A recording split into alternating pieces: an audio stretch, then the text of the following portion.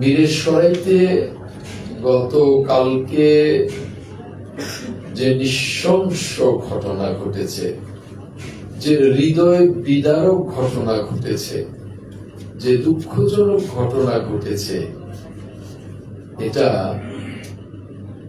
অত্যন্ত বেদনার, দুঃখের, এর কারোর জন্য কাঙ্ক্ষিত নয়। এই ঘটনা দলকে মারাত্মকভাবে ক্ষতিগ্রস্ত করবে। আমাদের সহকর্মীদের রক্তে ভেজা এই সময়টায় আমি আজকে এই মিরেশ্বরের এই প্রোগ্রামে আসার জন্য একদম প্রস্তুত ছিলাম না। আমি এটা নিয়ে উত্তর জেলা বিএনপির কনভেনরকে ডাকবো,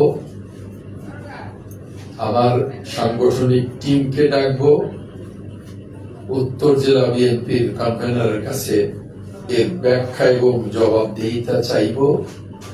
আমি সমস্ত কিছু জেনে ব্যবস্থা করব। তার আগে এরকম একটা ফোরামে আমার আসা সমীচীন হয়নি, কিন্তু আমি জানতাম না।